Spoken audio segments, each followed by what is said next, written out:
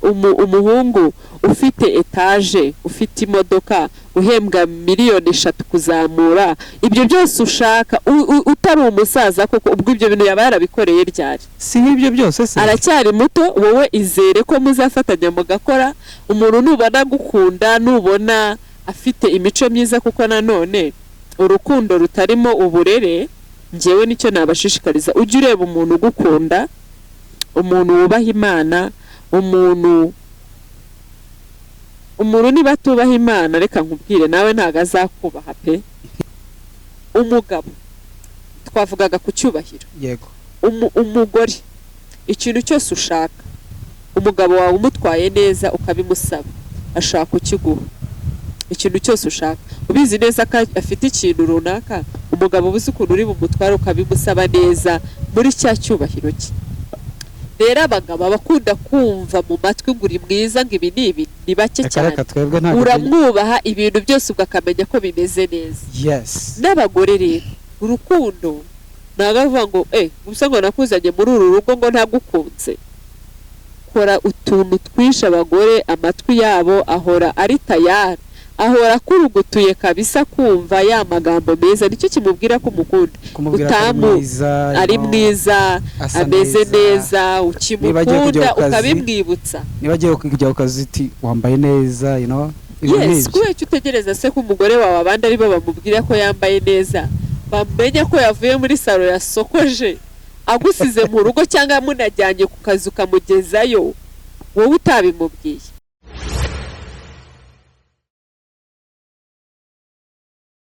ndabaramukije ndabashuhuje abakurikiranye Wisdom TV Rwanda aho muri hose mu ntara zitandukanye z'igihugu cyacu abari burasirazuba abari burengerazuba amajyepfo n'amajyaruguru uwo bitameze neza ndamusengera kandi mubwira ko uyu munsi bitameze neza ariko ejo bikaba bimeze neza uwo bimeze neza kandi nawe ndamwifuriza gukomeza kumera neza ko muri ubu buzima tubaho duhatana turwana so iyi ni Wisdom TV Rwanda nkuko mubibona uyu ni John Kelly so iyi ni Wisdom TV Rwanda tugiye kujya tubana mu biganiro bitandukanye kandi byiza biri positive ibiganiro byiza cyane mugiye kujya mubona buri munsi nta guhagarara tugiye kuzajya tubazanira ibiganiro byiza cyane so turi kumwe na Fred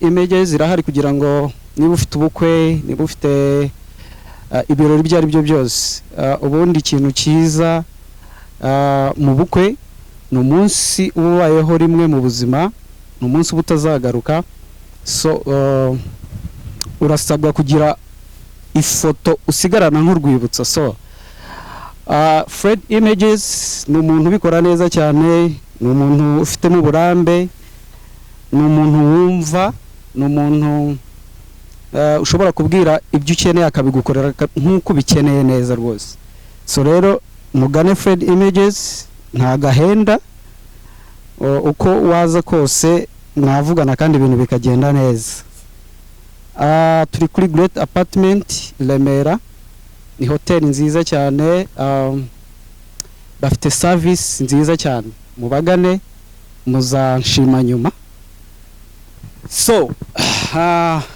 uyu munsi rero turi kumwe n'umutumirwa wacu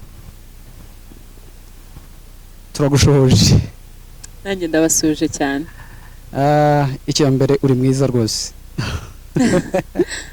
urasa neza uri mwiza jewe nsigaye mvuga nti icyo umuntu mubonaho cyiza nsigaye nyimubwira kuko hari igihe hari ibintu bibaho ugasanga umuntu muvuze neza atagihari yapfuye kubera iki tubwira umuntu tuvuga umuntu neza yamaze kugenda so rero urasa neza uraseka neza urakoze cyane turakwakiriye turakwishimiye kuri Wisdom TV Rwanda nanjye ndabishimiye murakoze kunyakira watangira ngira ngo twibwira kugira ngo n'abadukurikira babashe kumenya neza nitwa Deborah Mutoni ndi umumama mfite umwana umwe n'umugabo oh wow se kwivuga sibyo ndumva ari ibyo umugabo wawe arahirwa afite umugore mwiza urakoze azangurire rero urakoze cyane azangurire kubera ko natumiye umugore we hano kuri Wisdom TV Rwanda ndamubwira rwose so turakwishimiye cyane Deborah njyewe nsanzwe gukurikirana ngira ngo n'abadukurikiye bakumenye neza hari ikiganiro ugira kuri YouTube ngira ngo cyitwa Debbie's Planet niba ntibeshya channel yitwa Debbie's Planet iberaho ibiganiro bitandukanye muri ibintu byinshi bigiye bitandukanye iyo channel nakurikiranyeho mbona ni ibintu byiza cyane abareka nzagutumire kuri Wisdom TV tuganire hari igihe ubona umuntu ukavuga uyu muntu ashobora kuba afite hari package afite ashobora gusangiza abanyarwanda so rero turakwishimiye cyane Debbie sinzi niba tubuze gukoresha Debbie cyangwa tubuze gukoresha Deborah ariko ndaza gukomeza maybe mbivanga nta kibazo rwose ko n'abanyarwanda bagomba kumenya Debbie's Planet abadukurikira kuri Wisdom TV Rwanda nawe kuba baguflowinga kuba bagukurikirana ndibaza rwose ni byiza cyane twebwe nta mutima mubi tugira nta mpamvu y'umutima mubi rwose nta mpamvu y'umutima mubi turakwishimiye cyane urasa neza wambaye neza urakoze cyane sinzi ngira ngo baze guhera hasi bereke abadukurikiye uko usa urasa neza rwose urakoze bameze bate famiye ni amahoro turashima Imana umubebe bose bameze neza bose bameze neza turashima Imana rwose ndibaza wenda papa we adukurikiranye aka kanya sinzi ariko uko biri kose arabizaho ndi buriya nimba atari n'aka kanya ariko azabireba so rero Deborah turakwishimiye cyane ngewe cyane ndakwishimiye ko nkuzi igihe kinini so kuba rero nakwakira hano kuri Wisdom TV Rwanda ni ibintu nishimiye cyane kandi ndabizi ko abadukurikiye baraza kunyurwa baraza kwishimira ikiganiro tubuze kugirana hano kuko kuri Wisdom TV urumva nyiri izina uraryumva ni Wisdom urumva tugomba gutanga ibintu by'ubwenge so rero nifuje ko tuganira icya mbere watubwiye ko uri umumama w'umwana umwe n'umugabo ibyo ari byo byose mu rushako ntabwo umazemo igihe kinini ariko nanone si gitoya kandi kuri uru rubuga dukurikirwa n'urubyiruko rwinshi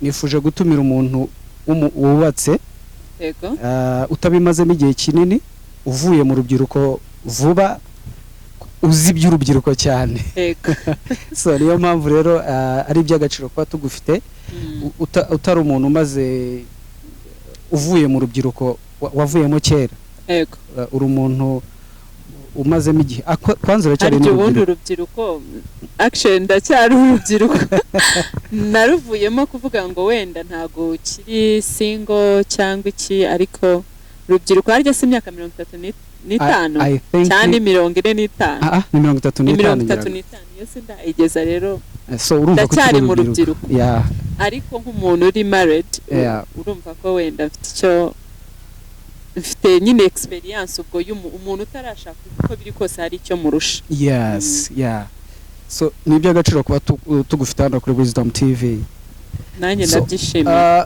muri iki gihe cya none wenda twinjiye muri topic y'ibintu nshaka ko tuza kuganiraho muri iki gihe cya none urubyiruko rufite icyambere rufite pressure ubwo ndavuga nyine abantu batarashaka urubyiruko rutarashaka yaba kuri side y'abasore yaba no kuri side y'abakobwa abantu bafite confusion hari kuba bafite pressure icyo ni cyambere noneho nyuma ya pressure hari no kuba hari ikintu nakita confusion cyangwa urujijo mu rubyiruko umuhungu uramwegera muganira abasore tuganira ukumva barakubwira abakobwa b'iki gihe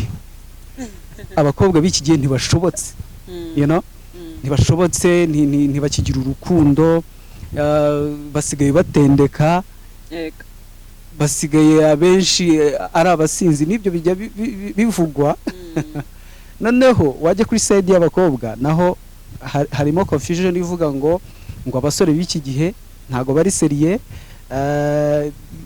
ntibagikunda nabo nyine ibintu nk'ibyo nibyo byuzuye ku mpande zose ugasanga twese turitana ba mwana mu kinyarwanda ngira ngo kize turitana ba mwana so nkawe ubivuyemo vuba reka ariko mvuga icyo nzi ubivuyemo vuba ariko still urabikurikirana ufite abakobwa b'inshuti zawe mwari inshuti utarashaka muraganira nkeka ko muganira ubu ngubu ibyo bintu icyambere reka tubanze tuvuge kuri pressure ihari like urajya kumva umuntu kutarashaka nundi hari kutarashaka kwibaza bigera naho umuntu avuga se mfite imyaka myinshi nashaje bimeze gute icyo ngicyo kiraho ngaho iyo pressure y'abantu bashatse mutuzanaho twebwe urubyiruko bimeze biti kubera iki mutuzanaho pressure kuki mudahereza umuntu umwanya ngo abanze abyiyumvemo avuga ati you know what ngejeje igihe cyo gushaka kuki umuntu umaze kugera mu rugo yumva ko uwasize yaragomba guhita ashaka bimeze biti hari iki murushako urakoze cyane icyambere cyo mu by'ukuri nk'uko wabivuze nta gihe kinini cyane mu by'ukuri maze nshatse ngo mvuge ngo wenda ngo mfite experience ya danger ngo ariko uko biri kose urugo icyo nge naruvugaho cyangwa gatoya mbere yuko ninjira no mu kibazo wambajije urugo niyo waba urumazemo iminsi 2 niyo wararayo ukabyuka uvayo wenda hari ikintu kinini uba wungutse cyangwa se hari ikintu wasangiza umuntu uko biri kose utaragerayo ubwo ngiye rero maze imyaka 3 urumva yuko imyaka 3 mu by'ukuri imyaka 3 ntago ari mike nta nubwo kandi ari myinshi cyane ntago ari mike pe ntago ari mike ariko sina myinshi ariko uko biri kose imyaka 3 hari ikintu mfite nasangiza umuntu udukurikiye kuri pressure rero ikintu nabwira abantu urubyiruko abakobwa cyangwa se n'abasore nta muntu n'umwe ukwiye kugushyiraho pressure nta muntu n'umwe ukwiye gutega amatwi ngo wumve pressure ye arimo kugushyiraho kubera yuko urugo ntago umuntu ari we ugutwarayo yaba umubyeyi wawe yaba inshuti zawe yaba abo mungana ubona bagezeyo kuko buri wese mu rugo abaho ubuzima bwe urugo rw'umuntu runaka rutandukanye n'urwundi niyo mwaba muri imanga niyo byaba bimeze bite urugo ugomba kurwinjiramo wumva uri tayari nta muntu n'umwe ukubwiye ngo jya mu rugo kubera yuko mu rugo ni wowe uzabamo n'uwo mwashakanye babandi bagushyiraho pressure nyine nawe ukayigenderaho ugakora wenda amahitamo mabi ugendeye kuri pressure y'abantu mu by'ukuri mu rugo nurira ni wowe uzamenya ko warize nuseka kandi ibyishimo cyangwa umunezero uzagira mu rugo uzagaragarira ku bandi bagukikije yabo umuryango wawe niwe muntu wa mbere uzaselebratinga nyine uwo munezero wo mu rugo kurusha abantu bandi bo hanze nunababara nunarira mu by'ukuri nta muntu ujya ufasha undi kurira cyangwa se kwishima nyine baragufasha ariko ni wowe ubuzi uwo munezero kuko nimba ari uwo mu mutima cyangwa ni nawe ubuzi ko ako gahinda kuko uko kakumereye ubwo rero icyo nababwira rubyiruko mudukurikiye rwose izi nama nta nubwo ari inama sinzi ukuntu ndi bubyite ni ibitekerezo byanjye wenda bidakuraho iby'undi ariko uko nge nabibabwira pressure ntago ari ngombwa mu rugo kubera ko urugo umuntu aba agomba kurwitegura pe kujya mu rugo uhubutse kujya mu rugo ugendeye mu kigare ntago byavamo mu rugo ntago byavamo ngende kuri ako kantu ko kutagendera ku muntu wundi uko yashatse ibi bintu bya bride shower se njya numva like kandi numva ko haba harimo kugirana inama ngira ngo mama mufite ubagira umuntu mukuru bagira inama ese biriya byo ntago ashobora kuyobya umuntu ko nawe afite uko yubaka urugo rwe kandi uwo arimo kubwira uko azatwara ibintu nkeka ko umugabo w'uwo nguwo siwe mugabo wuriye byo bimeze gute ko ibintu bya bride shower byo kugira inama abakobwa njya mbyumva njya nganira wenda na ba sisters nkumva uko bigenda twagiye muri bride shower twavuyeyo byagenze gute batugira inama ngo umugabo agomba kugira gutya na gutya ngo ugomba kwitwara gutya ku mugabo byo si bimwe mu bintu bizana confusion ku muntu ugiye gushaka ugiye kujya mu rugo wenda ibya bride shower icyo nabivugaho icya mbere ndibaza ko ingingo nyamukuru ya bride shower ntago ari inama njyewe ariko uko mbizi mu by'ukuri habamo inama ariko ingingo nyamukuru si inama ingingo ni uguselebrating ubukobwa bw'uwo muntu avuye mu bukobwa agiye kwinjira mu kuba umudamu agiye kuba umugore noneho sasa iby'inama ntago mwaselebratinga ngo museke mugiye gute uko biri kose hari nk'akantu uba ugomba hari nk'akantu muba mugomba nko kumubwira ariko mu by'ukuri izo nama muba mugiye kumuha ntabwo arizo zizamwubakira urugo kandi n'abamugira inama nk'uko wari ubivuze bashobora gukoresha wenda inama bagendeye ku ma experience yabo ingo zabo uko bimeze akamubwira ati wenda n'urugero uramenye ntago use tujye nk'iyihe namara inama ubwo kandi rero njye nk'iyo bangiriye ubu barakubwiye ngo umugabo nazajya aza ugomba kuzajya umwambura inkweto umugabo bamukura umugabo wenda umugabo kirazira nta mugabo wenda urya ibiryo umukozi yatetse aragushatse n'ubundi yaryaga ni wowe ugomba kumutekera ni wowe ugomba kumutegurira ifunguro mu by'ukuri ibyo bintu ntabwo wabikora ngo bishoboke iyo ufite umwanya kuko muri iki gihe ni ugukora mushobora gutahira rimwe mwese munaniwe ushobora no gutaha nyuma ye sometimes ntabwo wenda bishobora kubaho buri munsi ariko hari umunsi wataha nyuma ye nose bagutegereza niba utashye saa tatu aribwo utangira gutegura ayo mafunguro icyo navuga rero umuntu we iyo ageze mu rugo kwanza haba harabanjeho nyine courtship ukamenyana n'umuntu mukaganira nubwo utamumenya 100% nta muntu umenya undi 100% kandi icyo waba umuziho cyose iyo bigeze mu rugo nibwo ugenda wiga umuntu wawe urushaho kumumenya rero bride shower natandukiriye njyewe ni nayo myumvire yanjye ntago bride shower target ya bride shower ntago ari ukugira umuntu inama ahubwo ingingo cyangwa se igitera bride shower niko njye celebrating kwakabaye ari uguselebratinga nimba mumuhama gift nk'umukobwa ugiye kuba umudamu nimba mumutwerera mwarateranyije n'inshuti ze mukamutwera muti nawe agende yubaka urugo rwe ariko icyo kumugira inama cyo izo nama ndakubwiza ukuri ubu njye nk'izo banangiriye umbajije ebyiri sinazibuka pe aba ari uguselebratinga aba ari ukwishima n'inshuti zawe ababyeyi bawe aunties sisters friends cousins bose bateranye n'abakobwa n'abadamu kugira ngo bagusezere ujye nyine kubaka urwawe nicyo muturusha abakobwa sinzi impamvu twebwe abasore ngira ngo bazashake natwe ikintu bashyiraho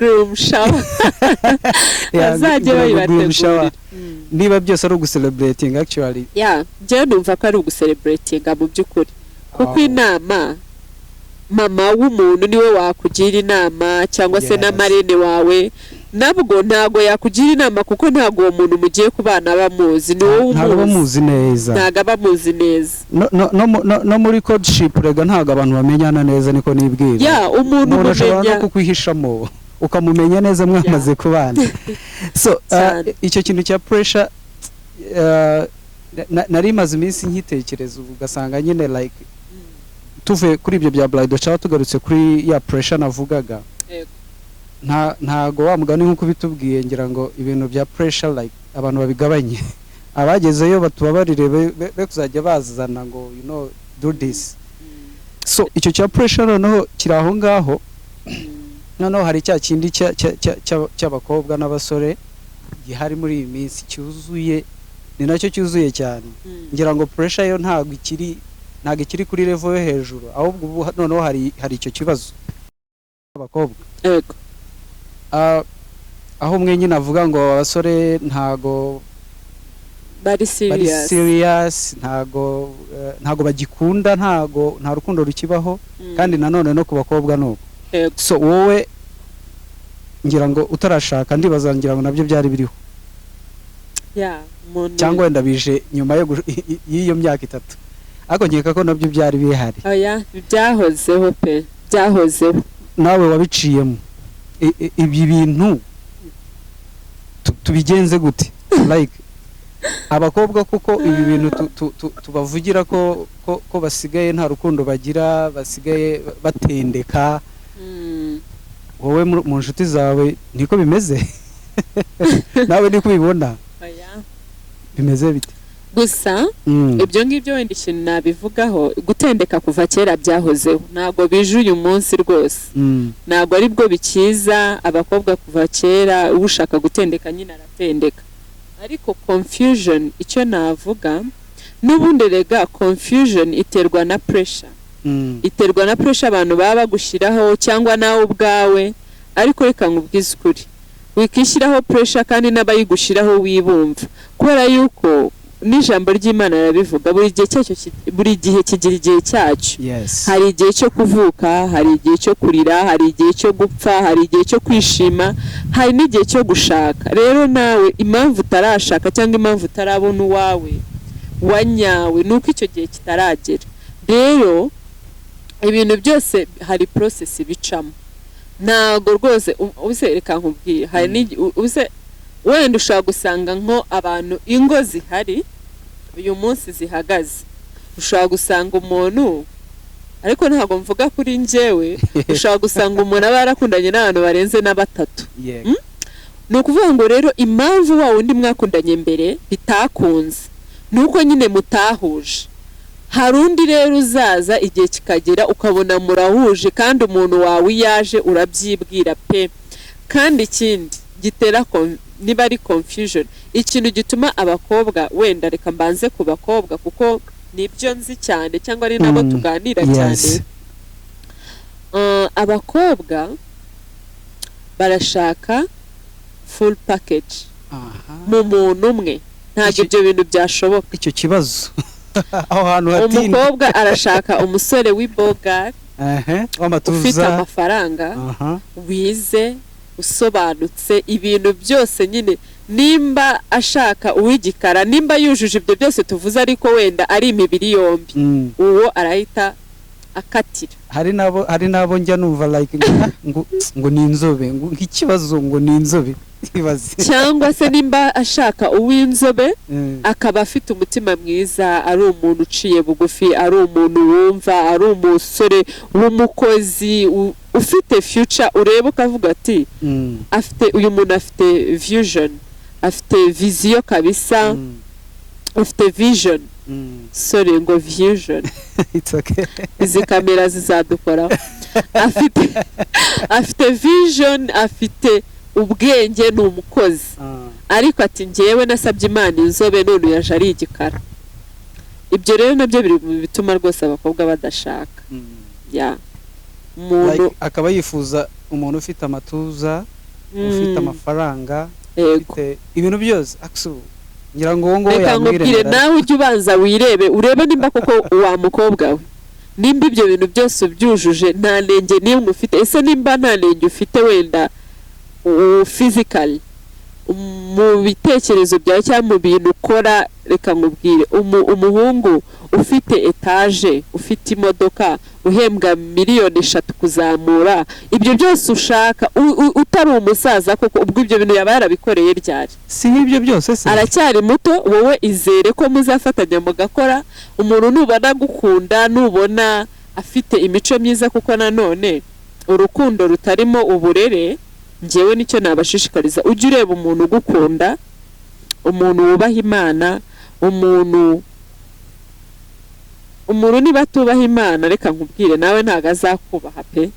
Imana yamuremye, yamushyize ku isi, cyangwa adafite n'indangagaciro za kinyarwanda, atagira kirazira, atagira iki, uwo nguwo niyo yaba afite ayo mafaranga n'ibyo bintu byose, ni hahandi ugereye nyine ukararayo rimwe kabiri. Ubwo rero icyo nababwira njyewe, mujye mureba abantu babakunda kandi bazi gukorana. None umugabo, none se umugore aza kuzuza umugabo. Umuntu rero udafite iyo akujyana, ntabwo nawe umuntu uyobagurika, ntabwo uragenda ngo ajye kukugeza, nta hantu yakugeza. ujye witegereza, ushishoze nyine. Imana yaduhaye ubwenge, ureba ariko ntukite ku bintu cyane, kuko ibintu birashakwa kandi ibintu birashira rwose. Sorry, ku basore rero, ubwo aho ni ku bakobwa. Abasore namwe rwose tuvuge niba koko turi abana babi. Oya, ntago ngiye mvuga turi abana babi buriya. Habamo abana babi mu bakobwa, ingeri zose ziba zihari, no mu basore ingeri zose ziba zihari, ariko abakobwa nibo bana babi cyane kurusha abasore. Oya, icyo gihe uwo umukobwa yabereye mubi yakubwira ko abakobwa ari babi, ariko n'uwahemukiwe n'umusore nawe yakubwira ko abasore ari babi. Ariko abantu bose si kimwe, uwakubabaje uzabona wenda undi utakubabaza, wo mwana mwiza. Abasore rero naho aho bipfira, ariko se abasore bo muri iki gihe uzigara umusore ugishaka umukobwa uri aho ngaho ujenjetse, udakora, uri aho ngaho ngo ni mwiza gusa. Nese urumva bo baba bashaka bo kuki bumva ko bashaka ko umusore aba ari full package, kuki twebwe mwumva ko abasore rero twebwe tutasanga umukobwa nawe ari full package. Abasore rero kuba turimo kuvuga abatinya inshingano nibo ngiye kuvuga. Yego, abasore harimo abatinya, ntago ari bose, hari abatinya inshingano, akavuga ati narindi mu nzu yanjye, natahaga saa 8, nawumbaza, nakoraga icyo nshaka, ndabyuke njyewe ndacunganwa n'akazi gusa, ibindi inshingano. Kandi inshingano, hari umuntu ushaka kuba yujuje inshingano zo muri office akoramo kabisa, ari umuhanga, ariko ku bijyanye na discipline ni ukuri kurahira ukuri kw'Imana ni bibi. Ariko ugasanga uwo muntu ubwenge bwe, igihagararo cye, ibintu byose akora bigarukira muri biro, muri office only, muri office. Nta kindi wamubaza. Inshingano kuvuga ngo ntago ari tayari kuvuga ngo hari undi muntu uri buze mu buzima bwe. Yego, gutinya inshingano rero, kandi mu rugo ni inshingano pe. Kandi inshingano ntago ari kuvuga ngo wubahirije ikisi, ngo watanze amafaranga, wakodesheje inzu, cyangwa wayiguze, wayiterisara, wazanye umugore yicaye muri iyo nzu. Hari ibintu muba mugomba kumvikanaho byanze bikunze, kuko ntago uri butahe saa 8 nk'umuntu wibana. Nimba wibana mu nzu, uribana nta n'ushinzwe ubuzima bwawe, ariko iyo wemeye ko hari undi muntu winjira mu buzima bwawe, nuko uba wemeye izo nshingano ko azikugiraho, akakubaza, ni urugero, mugakora nyine ibintu mwumvikanyeho mwese. uri aho ngaho. Ariko Deborah, reka ku nshingano, umuntu mutarabana, umukobwa mutarabana, iki kintu kijya kinabaho ku basore cyane. Ugasanga twebwe turavuga ngo umuntu tutarabana, bitewe nyine n'ibintu bisigaye biriho this time. Kuko urakundana n'umuntu, mwaba muri plans za mariage, wenda bikiri kuri mwebwe mwenyine, ukajya ukabona wenda umukobwa asohoye save the date y'undi muntu. None wa muntu wahuye n'icyo gikomere, iyo murimo kuganira akumvisha ko nta mpamvu y'uko ushobora gufata inshingano zo kwita ku mukobwa cyane, urumva mutaragira gute, basi mutaragengira ngo no mu murenge, cyangwa utarabashowa neza ko uwo muntu ari uwawe.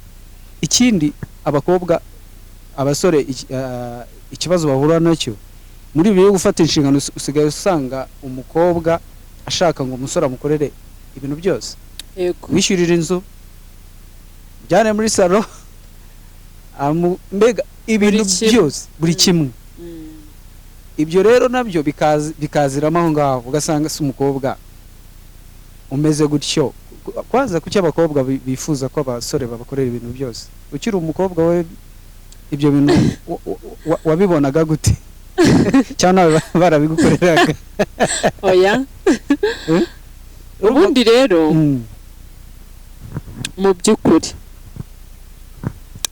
njyewe uko mbyemera cyangwa se uko mbyizera, wa muhungu we nufata amafaranga yawe, gusa mu rukundo hari ibintu biba bitandukanye, sibyo? Kandi habamo n'ubwumvikane. Ubundi uwo musore njye niwe na blaming, ni ukuri pe. Nimba ugiye gufata umukobwa ukamukodeshereza inzu, utaramugira umugore, ukamufataho inshingano z'ababyeyi be bakabaye bamufataho, cyangwa se we ubwe nawe, kuko abagejeje imyaka y'ubukure abagomba gukora. Mu rukundo hari gutangana imbaraga, gusapotingana, sibyo? Kuko n'umuvandimwe wawe usibye n'umuntu mukundana, n'ubwumvikane. Ushaka kumubwira uti sheri ko se wenda nashiriwe, ariko hari ikintu runaka ukora, support si inyanga pe. Umuntu ashaka kugusapotinga, sibyo? Kandi nanone haba hari cases zitandukanye.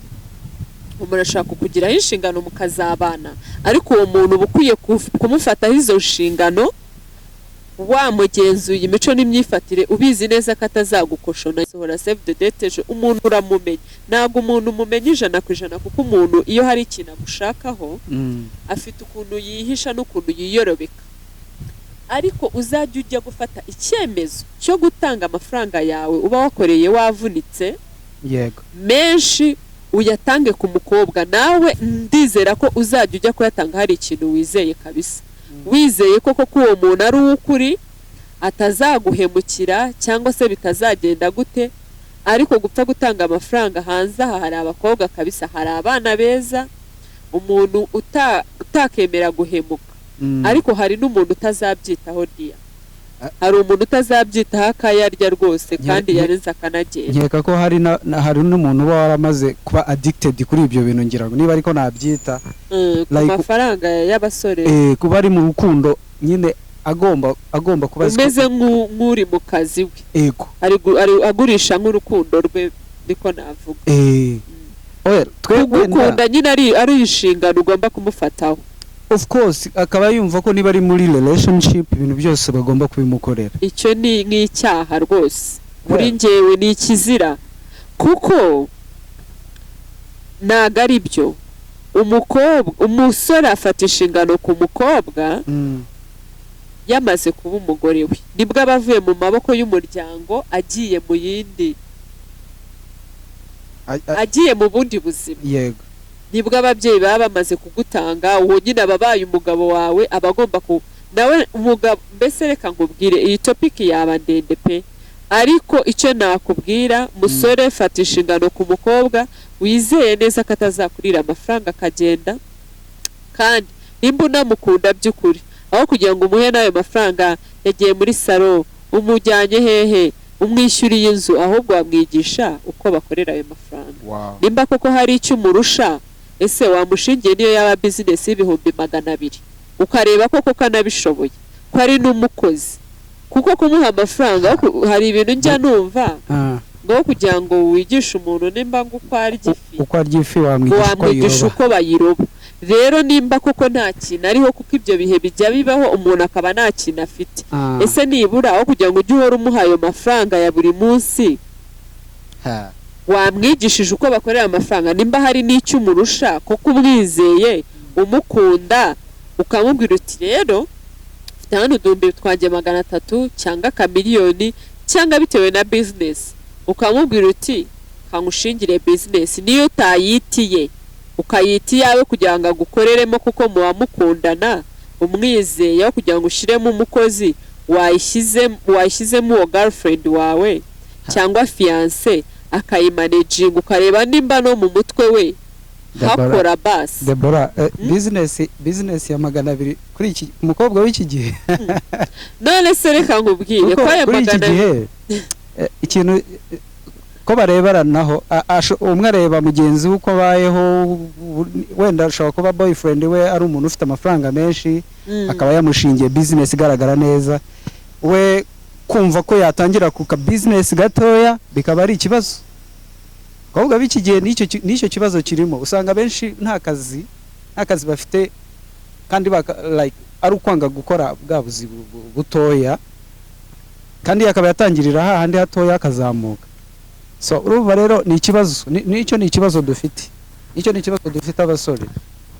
Umukobwa kumva ko ashaka nyine kumera nka mugenzi we, kandi ngiye boyfriend we ntago meze nka boyfriend we afite, cyo ni ikibazo dufite. Niho nabivugiye rero ko niyo abantu baba ari impanga zivukana mu nda ntabwo ubuzima bwabo bugenda kimwe. Umuntu rero ufite imitekerereze imeze gutyo akumva ko inshuti ze level standard bariho nawe ariyo agomba kubamo, uwo muntu ntago wamushobora, kuko numugeza no mu rugo azabona inzu ushoboye wowe kwa fodinga, avuga ati se iyi nzu ntago rwose iraciriritse, dore kwa runaka kwa mukuru wanjye bari muri iyi, kandi ubuzima bwabo bugomba gutandukana n'ubwanyu. Ngo si inshuti zanjye inshuti zanjye se zizambona gute? Ntabwo byashoboka. Niyo mpamvu nakubwiye ngo imitekerereze yawe ufite nk'umusore, n'ibyo wibwira n'ibyo utekereza nibyo bizaguhereza n'ubundi umugeni ushaka. Kubera yuko umuntu mudatekereza kimwe nta nubwo mwahuza ngo bikunde, kandi kugira ngo habeho gahunda yo guhuza, gukundana no kuzabana, nuko mo hari ikintu mwumva kimwe mukacyemeranyaho, mukavuga uti ubu nibwo buzima bwacu, nibwo dushoboye, reka tubigenze gutya, mbese ibintu nk'ibyo ngibyo.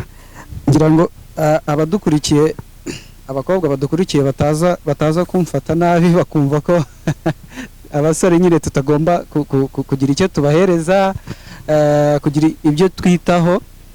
Nkeka ko no mu rukundo nibaza ko ku musore uri romantike cyangwa umusore usobanutse niko nabyita, nkeka ko hari ibyo agomba kwitaho, hari ibyo agomba guhereza umukobwa we, ariko n'umukobwa agomba kuba nawe ari umuntu nyine.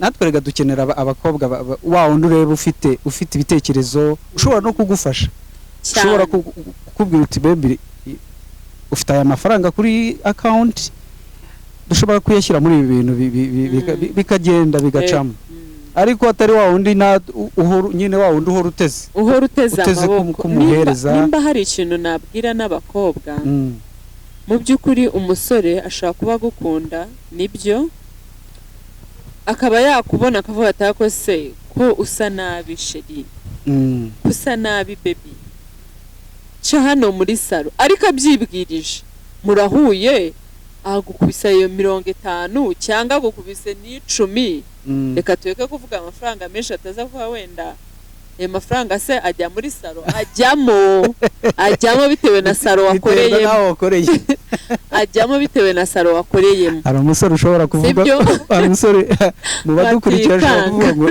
salo y'50 kandi bwongereho make yankishyura ajyamo, ariko atari kuvuga ngo byabaye inshingano, sibyo? N'ukuntu yanyura ahantu akabona akantu keza, akabona isaha nziza, akavuga ati isaha yabera sheri wanjye, akayikugurira, reka azanabibona avuga ati kubera urukundo, kubera umutima we akugenera, kubwira ati rimwe na rimwe avuga ati nk'ukuntu yavuga ati dusohoke, none se ntashobora kuvuga ati dusohoke akagusohokana, ariko tuvuga ngo ni inshingano wamushyizeho. Gusohoka ko bisigaye ari na byinshi cyane,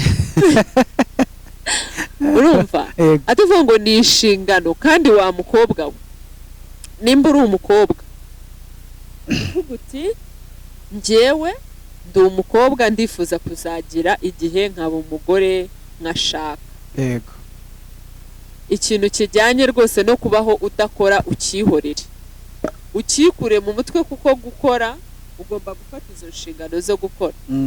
Sorry, it's okay. Izo ni imvune zirimo, imvune z'abahanzi, ni imvune z'abamama n'abakobwa. Abakobwa mugomba gusa neza, kandi rega ni nabyo ngira ngo ni bimwe mu by'Imana yabaremyemo, nibyo Imana yaturemeye rwose ko nta kari gaciyeho. So ikintu navugaga nk'inama nagira abakobwa, kankubwire kura amaboko mu mufuka ukore, kubera yuko reka nkubwire umuntu sinzi umusore uzagushaka ngo yinjiza iki, ariko ikintu yaba yinjiza cyose umva niyo yaba ari ikisi, amafaranga yose wakumva menshi ashoboka, uba ufite kugira akantu ukora kawe kakwinjiriza utagasuzuguye ngo ni gatoya. Umuntu ukora, reka mbabwire, kubaho udakora nicyo kintu. Njyewe ubu ni iyo umuntu akiri n'umukobwa nukuri nta n'ikintu biba bikubwiye, ariko iyo ubaye iyo umaze kurugera mu rushaka, abantu numva badakunda izina ubugore, ariko umugore ni izina ryiza ry'icyubahiro. Uzi ko umugore ari ryo zina ry'ikinyarwanda, ubundi iryo zina umugore ni ryo zina. Mudamu, umugore, iyo ubaye umugore w'umugabo uri mu rugo runaka, niyo umugabo wawe yaba ahembwa, niyo yaba afite amafaranga y'ikirenga, niko navuga, kuba muri iyo nuza ni comfort zone, niko navuga ngo sinzakora bimeze uku, ni ikintu kibi cyane, kuko hari n'ikintu bikwicira mu mutwe wawe pe. Sinzi nimba ari njyewe gusa, kuko njyewe nkurikije na experience yanjye namaze igihe kinini ntakora, yego, ariko nkiri umukobwa narakoraga, igihe kiza kugera sinakora, hashira nk'umwaka ndashaka, nagiye gukora ubukwe gushaka ngira ngo maze nk'umwaka nakora, noneho ngomerezaho kuko nahise ngira n'umugisha, niko n'umugisha, ariko yego ndatwita ndabyara, nyine ngomerezaho ko umwana aracyari muto, ibiki ariko nshuti yanjye nagiye kwikangura sanga narasigaye, sanga ntaki uhita utekereza Debbie's Planet, Imana nyagasani, ubuse ubuzima nzabuvamo koko, ibi bintu nzabivamo, kubera yuko ikintu kitwica ni ugusuzugura akazi, ikintu kitwica ni ukuvuga ngo ndashaka ibi, nintabona 5,000,000 sinzahaguruka muri urugo wenda ngo ncuruze, nintabona 10,000,000 sinzahaguruka wenda ngo ngire gute, nintabona akazi ka 1,000,000 kuzamura sinzigera nkakora. Ibyo ni bibi. Umukobwa cyangwa umugore, hari udufaranga twawe uba wikenereye twawe, umuntu mubana, umugabo wawe niyo yabaguha, ariko wowe ubona nta kintu uri kwinjiza muri urwo rugo. Ni ukuri abagabo bakunda no kutabyitaho, wenda akaba yanakubwira ati nderera abana, za providing icyo ari cyo cyose, n'ubundi umugabo ni provider, ariko uzakore nshuti, uzakore kandi ikintu cyose uzakora Imana izagiha umugisha, kuko n'ijambo ry'Imana rirabivuga ngo mukore nzaha umugisha imirimo y'amaboko yanyu. Nose Imana izaha umugisha iki koko? Izaha umugisha ibitekerezo gusa, wirirwa utekereza udashyira mu bikorwa. Abagore tugomba gukora, bajye no kuri ntuza kuri channel yawe, bajye bagukurikirana. Nabonye hariho class ngira ngo zo kwigisha guteka ndavuga ubwo badafite akazi, bajye kuri Debbie's Planet, ucishaho amasomo yo kwigisha guteka, bige guteka, baba n'abashefu ajya abashefu hanzanga ukuntu bahembwa amafaranga. Duhana ibitekerezo, guteka, ibiganiro bitandukanye. By the way, Debbie's Planet iracyari ntoya, ariko ndabizi ko izazamuka, kuko ucishaho utuntu twiza, ucishaho kwigisha guteka. Nanjye ndaza kujya mbikurikirana, ko ndashaka kwiga guteka, nzaye ntekera umugore wanjye. Byari byiza cyane, byaba ari umuti, nzajya mukorera breakfast in bed. Nukuri byaba ari byiza nukuri. So abakurikirana Wisdom TV Rwanda, nkuko nabibabwiye kare, please turabasaba rwose, Debbie's Planet ni abavandimwe, mubakurikire, mubahe support, mukore subscribe, mutange share, mu commenting, duteze imbere Debbie. Umumama mwiza cyane, nawe agafaranga kabe kenshi amadolari azi yiyongere mu yandi cyane, yatubera amadolari azi yiyongere mu yandi. for sure. Yeah. So rero rwose abadukurikira, abakomeza kudukurikira, abakurikira Wisdom TV Rwanda, rwose mukurikirane na Debbie's Planet. Ni Debbie's Planet, ushobora kujya kuri YouTube ukabibona. Turabibasabye rwose, ni channel nziza no kugira. Actually Debbie's Planet, Planet ni ibintu, ni irimo ibintu byinshi bitandukanye. Hari n'ibyo ntaratangira gushiraho, nkora makeup, ndateka, ndaganira, habaho amagame atandukanye. Ni ahantu ho kwishimira, nta mushiha, nta mutima mubi, umushiha wawe uva he? urumva ni ahantu ho kunezererwa nyine. Ufite stress ukareba Debbie's Planet, umva irashira, ubundi ubuzima bukendereye rwose. Subscribers ni benshi, nuko uzadushaka kutugurira. Zagura rwose. Actually turishimiye kuba tugufite. Ngira ngo abadukurikiye barimo baragira ubwenge bakura muri iki kiganiro turimo kugirana. harimo ubwenge bwinshi. Kandi ikindi abantu baba bagomba kumenya, ibi bintu tuba turimo kuvuga ntago turi aba expert, ntago tuba twarabyigiye ngo tuje gutanga discours. Tuba dutanga ibitekerezo byacu, hari ikintu wakuramo, hari ikintu cyakubaka, hari ibyo wakunganira nawe ukavuga utariko. Ikiza cya YouTube habaho na comment, nicyo kintu nabikunde. Buriya gihe nkunda comments cyane. Uragenda ukazisoma zose cyane. Ego komana, reka nkubwire kuri Debbie's Planet comment zose mba nazishubije, nazi likinze. Reka twizere ko kubera yuko iyo umuntu arimo kuvuga cyo kora hano, aba yizeye neza ko hari abantu arimo kubwira, hari abantu arimo kuvugana nabo. Iyo rero buriya gihe niyo haboneka views 100,000, harimo comment ebyiri, nukuri ndababara kuko mbashaka kumva se, mbashaka se ibi bintu navuze abantu babyumvisha. Deborah, ko hari comment zica intege se? Izo zica intege nazo nshaka, ariko hari ukuntu umuntu ashaka kugukosora ariko in a positive way, atavuga ngo nyine aragukasa aragira gute, akakubwira igitekerezo cye, kuko nawe uba waje kuri kamera ugambiriye gutanga ibitekerezo byawe. Rero iyo umuntu aje nakakubwira ati Deborah, ibintu wavuze nibyo, ariko hano nge nabyumvaga gutya, ni ukuri abaguhaye indi nyunganizi kandi ifite umumaro. Ntago ndibaza ko kuri Wisdom TV Rwanda nta comments mbizi zigomba kunyuraho. Rwose abadukurikiye ndabizeye nimuzantenguhe, ntago byashoboka nta comments mbi, kubera ko na twebwe se comments mbi zaba ziva he? Nta mushiha tugira, nta mutima mubi tugira, turi blessed, turi abana beza. Amina. Iki kintu cyo kuba blessed rwose turakizeye ko turi blessed, kandi nawe uri blessed. N'aba followers bacu abadukurikira bari blessed. Noneho tuyifurije kongera kuba blessed cyane. So ko ntaherutse kubona ikiganiro kuri Debbie's Planet, ndumva ntacyo mperuka vuba. Ubu ndava hano aricyo kintu nkora.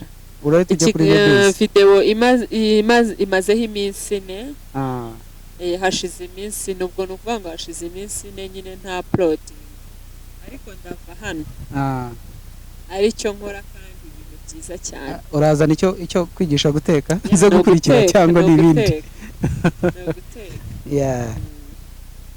Ni byiza cyane kuba tugufite. Turacyagushimira cyane. Urimo uraduhereza ibitekerezo byiza, umwe no ku mazi nta kibazo. Kuri Wisdom TV Rwanda rwose nta kintu ugomba kutuburana. Nushaka ko banaguhereza icyo kurya bakizane. Ndabizi abamama n'abakobwa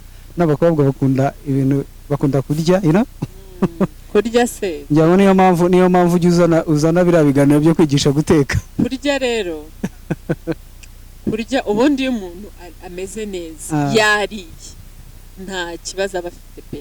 Ibibazo bindi ugenda ubishakira ibisubizo byabyo ariko umeze neza mu nda nta nzara, buriya inzara iragatsindwa pe, inzara yo katsindwa ntizagire umuntu iragatsindwa rwose. Abadukurikiye Imana ijye ibarinda inzara, ibarinde amena ibibazo, kuko iyo umuntu ashonje nyine ntago aba ameze neza, ntago watekereza neza ushonje, ntago wabwira umuntu ijambo ryiza ushonje, n'urwo rukundo yewe tuvuga ntiwarutanga ushonje, mbese umeze nabi. Imana ibarinde ubukene, ibarinde inzara. Imana ibahe ibiryo, Imana ijye itanga ibiryo abantu birira ibiryo, Imana ijye itanga ibiryo abantu twirire.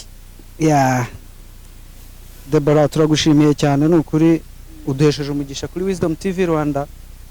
Murakoze cyane, duhaye inama nziza twari tuzikeneye, abadukurikiye barazikeneye, twese turazikeneye actually, urubyiruko cyane cyane rutarashaka. Ni ibitekerezo, ni ibitekerezo, twumvisha ukuntu tugomba kwitwara.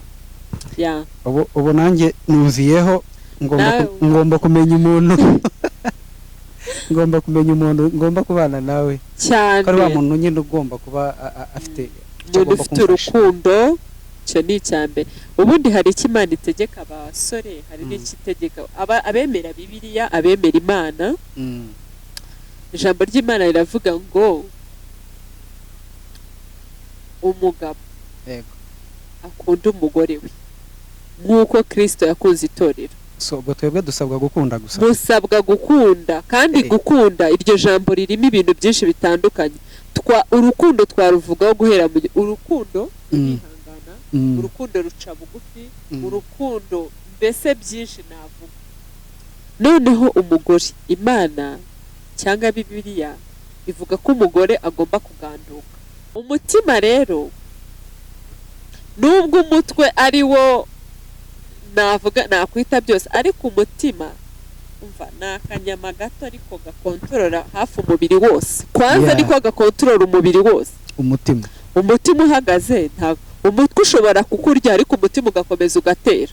Ariko umutima ugize ikibazo ibintu byose birahagarara mu mubiri. Ni ukuvuga ngo rero umugabo twavugaga ku cyubahiro, umugore ikintu cyose ushaka, umugabo wawe umutwaye neza ukabimusaba, ashaka kukiguha. Ikintu cyose ushaka ubizi neza ko afite ikintu runaka, umugabo ubuze ukuntu uri bumutware ukabimusaba neza muri cya cyubahiro cye. Rero abagabo abakunda kumva mu matwi ngo uri mwiza, ngo ibi ni bake cyane. Uramwubaha ibintu byose ugakamenya ko bimeze neza. N'abagore rero urukundo ntabwo avuga ngo gusa ngo nakuzanye muri uru rugo ngo ntagukunze. Kora utuntu twishe abagore, amatwi yabo ahora ari tayari, ahora akurugutuye kabisa kumva ya magambo meza. Nicyo kimubwira ko umukunda, utamu ari mwiza, ameze neza, ukimukunda ukabimwibutsa. Niba agiye kujya ku kazi uti wambaye neza, kubera icyo utegereza se ko umugore wawe abandi ari bo bamubwira ko yambaye neza, bamenya ko yavuye muri salo yasokoje, agusize mu rugo cyangwa munajyanye ku kazi ukamugezayo, wowe utabimubwiye.